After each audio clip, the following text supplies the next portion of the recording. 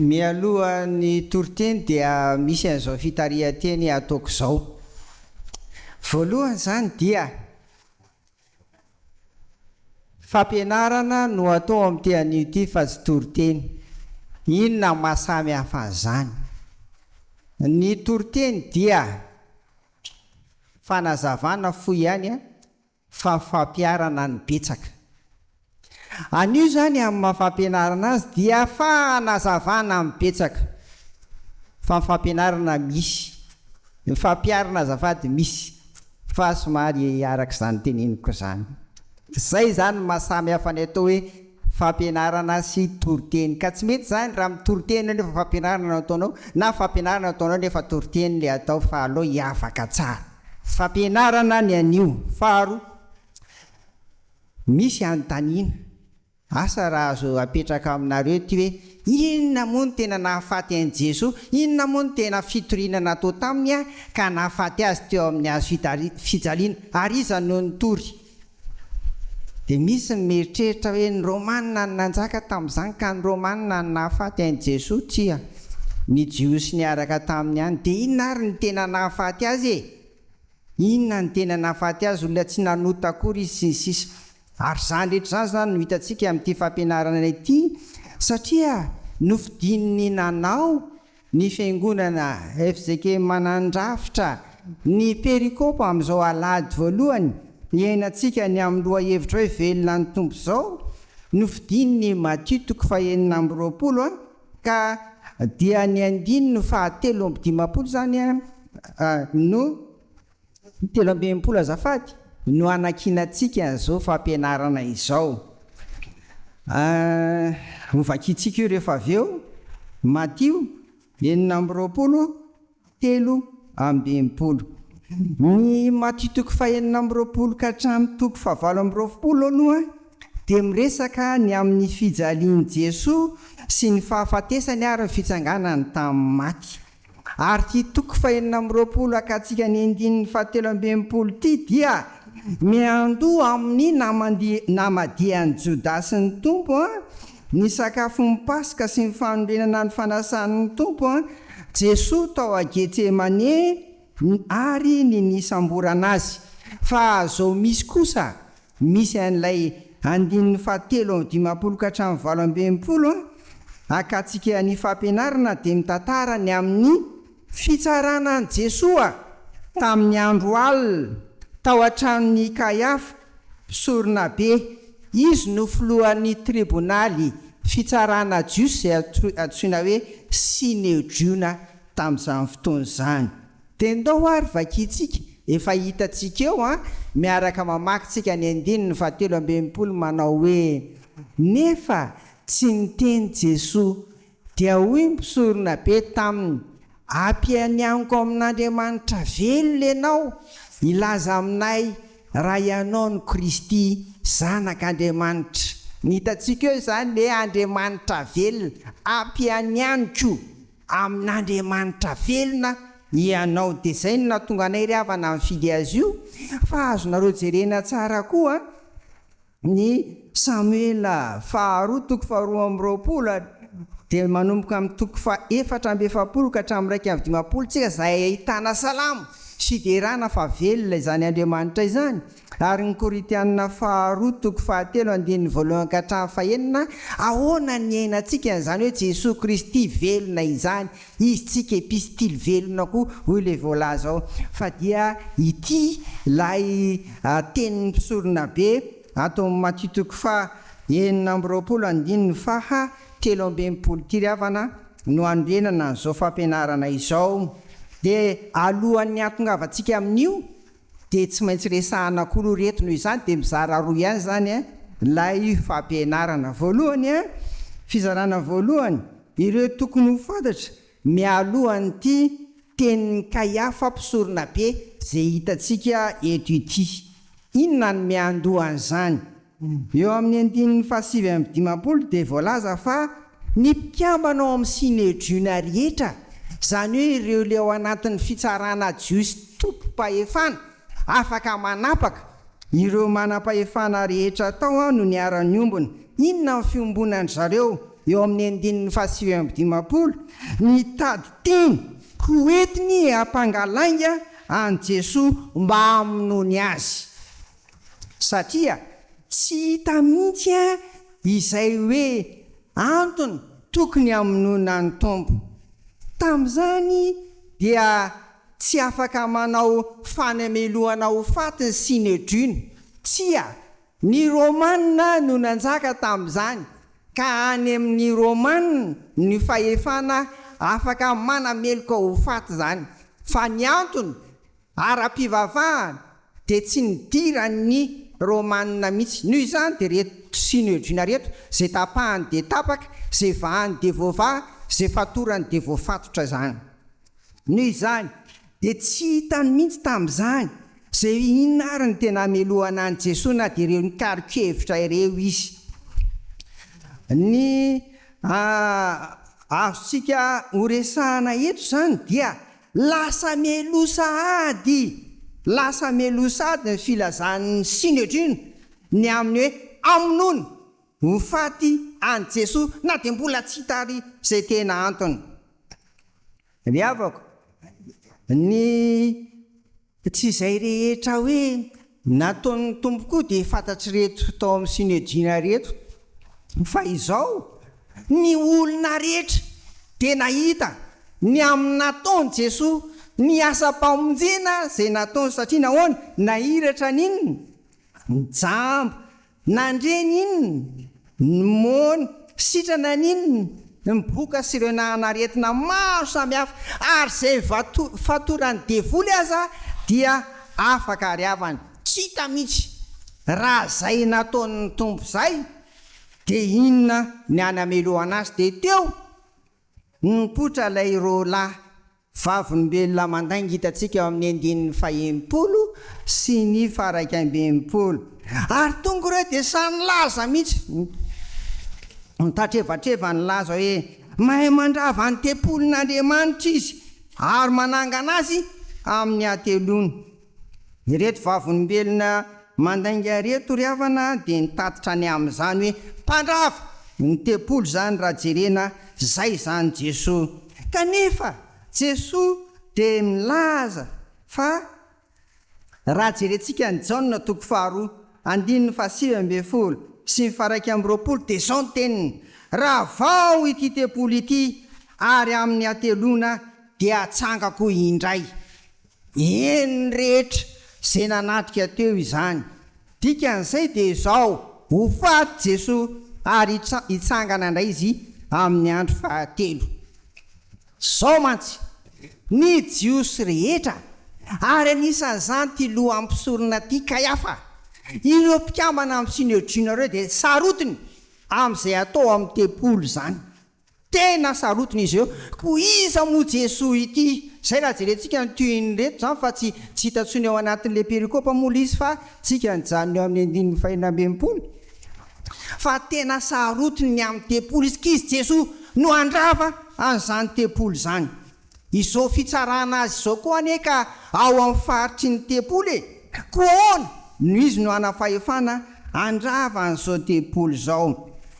Dikan'izay neny Jesoa zany dia tsy ilay tempolo natao tanana no ao an-tsain'ny tompony amin'ny hoe ravana fantenany aloha ary hitsangana amin'ny andro fahatelo. Noho izany dia tsy mifanaraka amin'ny fiampangana nataon'ny vavolombelona, koa tsy ampy hanamelohana ho faty any Jesoa izany.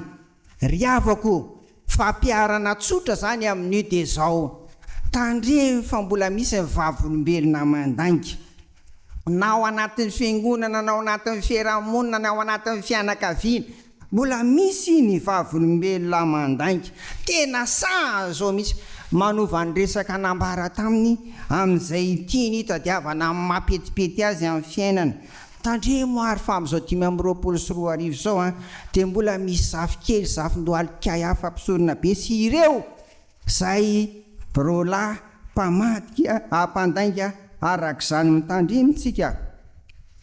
Fa izany koa moa ny entina mandiny tena ao anatin'izao karemy izao. Ry havana, noho izany tsy mifanaraka amin'ny fampianganan'i Jesoa zany, nangina izy hitantsika eo fanangina izy ary tahaka ny zanak'ondry entina hovonoana entitsy ny lobavy izy ho ny Isaia 7:15 andininy 7 ary naverimina ao amin'ny asan'ny apôstôly 9 andininy 2:30 zany.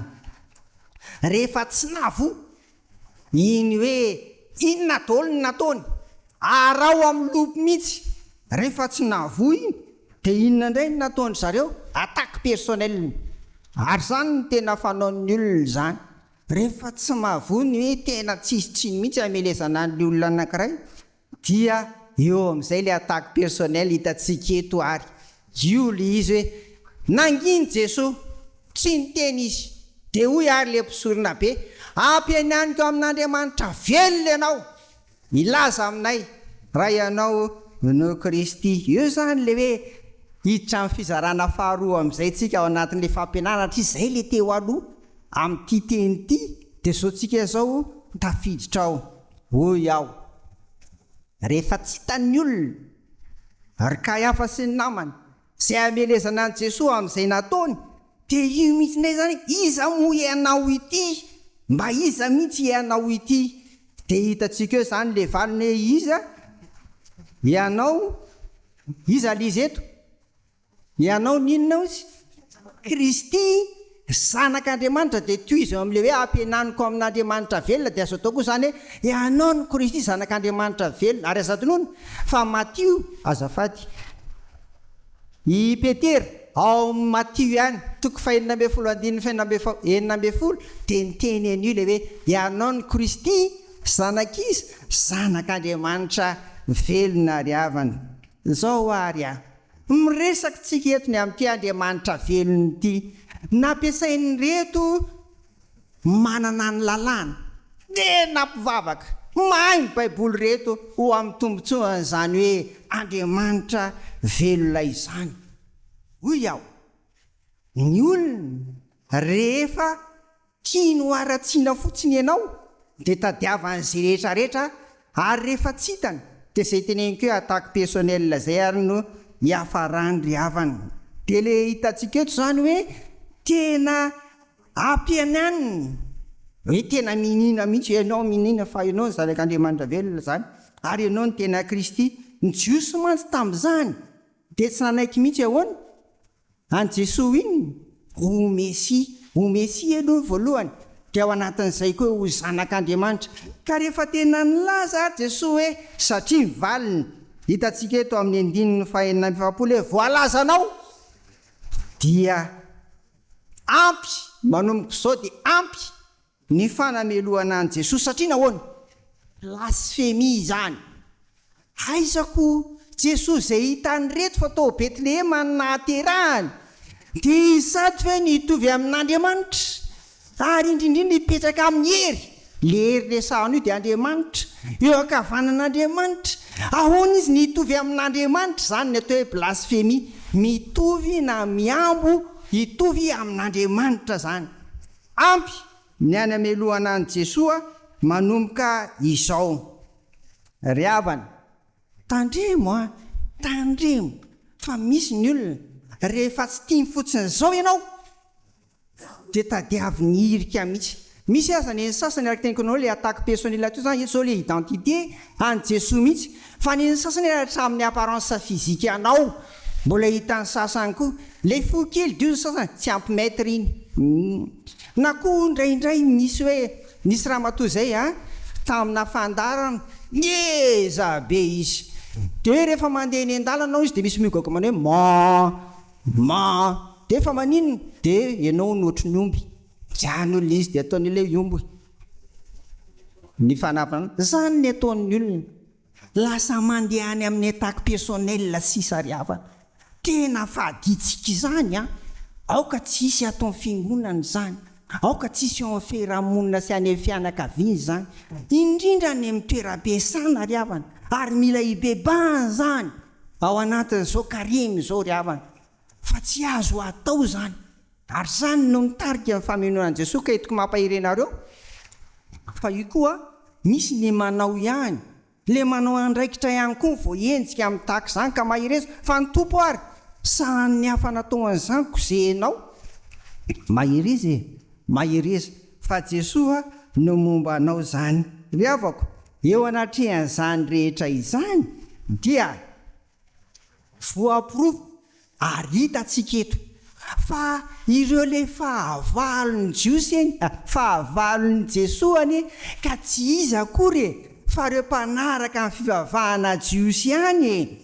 Ireo ihany no fahavalon'ny Jesosy ka natonga azy niatona teo amin'ny hazo fijaliana ary anisan'ny tsarovatsika iaho ao anatin'izao karimy izao koa izany fijalian'ny tompo izany.